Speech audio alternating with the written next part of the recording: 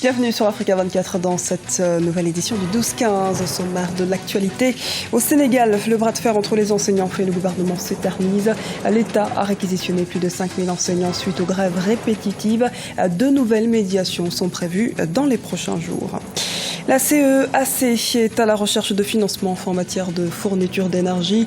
Les pays de la communauté économique des États d'Afrique centrale se retrouveront à Bruxelles, en Belgique, le 14 juillet 2016 pour discuter de l'essor et de l'avenir du secteur énergétique dans la sous-région.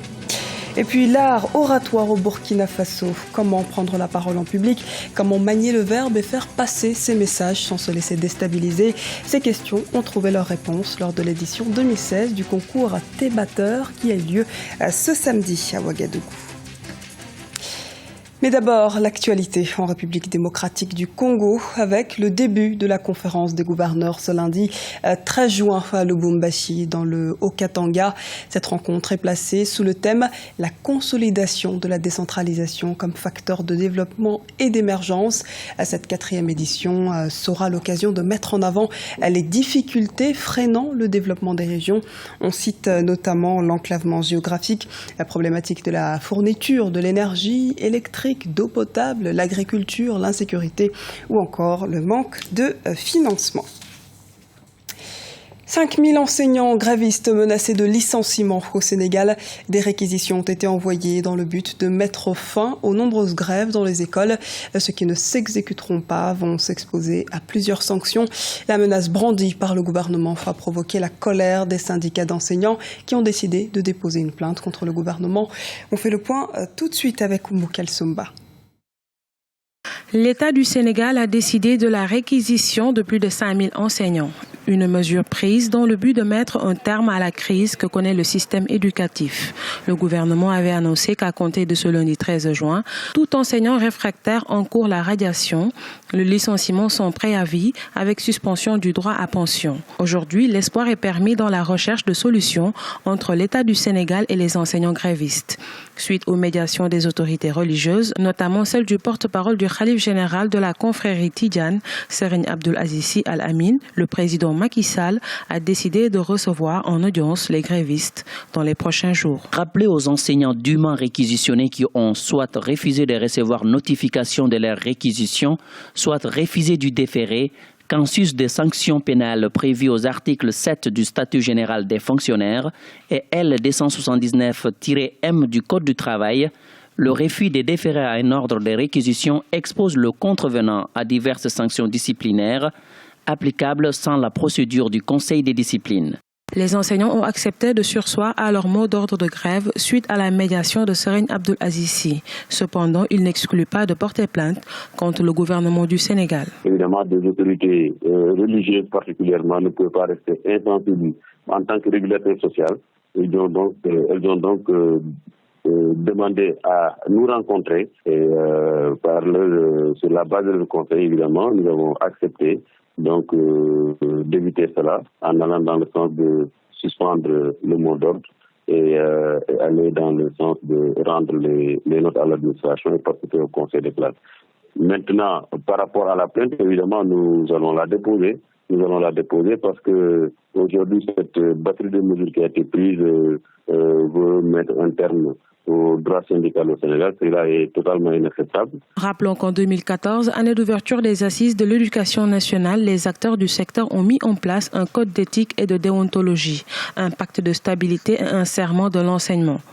Aujourd'hui, face à la récurrence des grèves, le ministre de l'Éducation nationale avait annoncé que les enseignants grévistes seront radiés, une mesure qui a causé la colère des enseignants. Le 15 juin 2016 se tiendront les épreuves du baccalauréat général série G F6, de même que les épreuves physiques du BFM. Quant aux examens du CFE et de l'entrée en 6e, ils auront lieu du 21 au 22 juin 2016.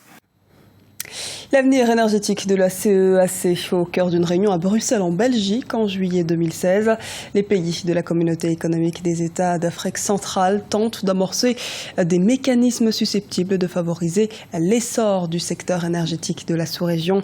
En matière de développement de nouvelles capacités, environ 54 milliards de dollars sont requis entre 2030 et 2040, soit un investissement cumulé entre 2014 et et 2042 à 122 milliards de dollars. Les précisions d'Ibrahima Djoumaba.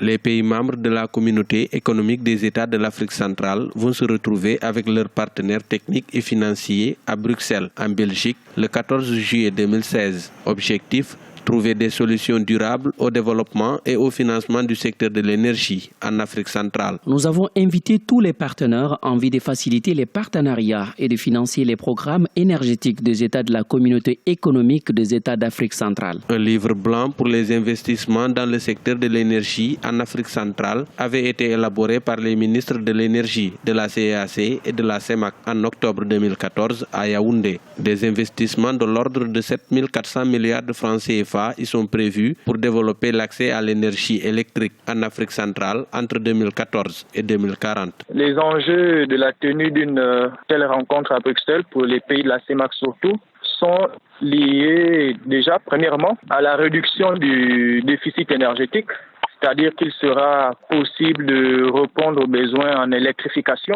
La deuxième chose, c'est que réunir de tels financements pourra aussi permettre de développer le secteur du renouvelable. Aujourd'hui encore, nous dépendons à plus de 50% des énergies fossiles.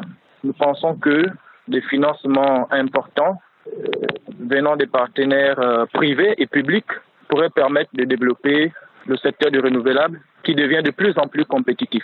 Pour le développement de nouvelles capacités, près de 68 milliards de dollars sont requis au cours de la période 2014-2030, dont plus de 91% pour les centrales hydroélectriques. 61 000 milliards de francs CFA seront nécessaires pour la mise sur pied des nouvelles infrastructures hydroélectriques en Afrique centrale. L'art oratoire est en plein essor au Burkina Faso, qu'il s'agisse de prise de parole en public dans le monde professionnel, le milieu associatif ou le combat politique, en face à face au sein d'un groupe ou devant un auditoire. Chaque intervention regorge de spécificités et cette activité a été érigée en concours au pays des hommes intègres. L'édition 2016 s'est tenue ce 11 juin à Ouagadougou, la capitale. Un reportage de Jean-Paul Ouedraogo, notre correspondant au Burkina Faso. Au Burkina Faso, pour briser la perche les jeunes, souvent incapables de s'exprimer avec clarté et conviction, un concept a vu le jour en 2013, à savoir le thé-batteur. Et depuis, chaque année, ils mettent aux prises des scolaires et universitaires appelés à se prononcer sur des questions d'actualité. L'intégration et la stabilité politique, c'est le thème global retenu pour l'édition 2016, dont la finale nationale, tenue ce samedi 11 juin 2016, a opposé pour la catégorie des scolaires le lycée Ouenzen Coulibaly au lycée Nelson Mandela et l'université Ouagadougou contre l'université polytechnique de Bobo Dioulasso. Nos opposants africains doivent aussi sensibiliser et éduquer la population sur le phénomène d'achat de conscience. Car après tout, sur cette terre, si nous trouvons toujours des hommes dignes, droits et honnêtes, nous en trouverons toujours des malhonnêtes et inconscients. Notre idée, c'est de dire que si on ne permet pas à la jeunesse de dire leurs mots, M-A-U-X, avec des mots, M-O-E-T-S, ce sera finalement avec des points qui vont exprimer leurs mots. Donc nous, c'est pour cela qu'on leur donne les mots, et quand ils s'expriment, ils finissent, c'est la solidarisation. Durant plus d'une heure, les candidats au concours se sont livrés à des échanges retransmis en direct sur la radio nationale. Sujet abordé, le faible taux de participation des populations aux récentes élections municipales et la question des Kogloéro. Face à un jury composé d'hommes de médias, l'éloquence, l'argumentaire et la gestion du stress ont été les seuls critères de sélection. Avec des moyennes respectives de 7 sur 10, le lycée Ouenzen Coulibaly et l'université Ouagadougou s'en sont bien sortis en occupant les premiers rangs du classement. Vous aurez remarqué que le niveau était très élevé, que ce soit du côté des élèves ou que ce soit du côté des étudiants. En tout cas, surtout du côté des étudiants, ils avaient un très bon niveau. Ils ont défendu chacun le sujet comme il faut. Ça m'a appris beaucoup de choses. Je repars avec encore plus de connaissances et j'invite tous les jeunes à participer à ce concours, à chercher à participer à ce concours parce que c'est un concours très édifiant. Selon ses promoteurs, le thé-batteur ambitionne de faire émerger une nouvelle élite burkinabé. Au cours d'une finale inter-État, le 1er juillet 2016 à Bobo Dioulasso, les équipes classées premières de cette finale auront à affronter dans l'ordre des catégories le lycée municipal de Port-Boué et l'université Félix Houphouët-Boigny d'Abidjan. La Coupe d'Afrique des Nations de football se prépare. Le Bénin a fait un pas vers la qualification ce dimanche grâce à sa victoire sur la Guinée équatoriale 2-1 à Cotonou. Les écureuils se rendront dans la capitale malienne en septembre pour un match décisif à Bamako pour y affronter le Mali, premier du groupe avec 13 points. En cas de victoire dans cette dernière journée des éliminatoires, les Béninois termineraient en tête de leur groupe et obtiendraient leur billet pour le Gabon en 2017. En cas de match nul face aux Aigles, les écureuils peuvent encore espérer terminer deuxième et valider leur qualification. L'actualité sportive se poursuit avec le sacre de l'étoile sportive du Sahel. Le SS est championne de Tunisie de football 2016 au terme de la 30e et dernière journée qui s'est disputée dimanche. Le club basé à Sousse s'est imposé 3-0 face à l'AS Marsa et ainsi décroché le 10e titre de son histoire. Au classement final, l'Espérance sportive de Tunis termine deuxième et disputera également la prochaine Ligue des champions d'Afrique. C'était le journal de la rédaction. Merci de nous avoir suivis. À retrouver dans un instant une nouvelle édition de l'actualité sur Africa 24.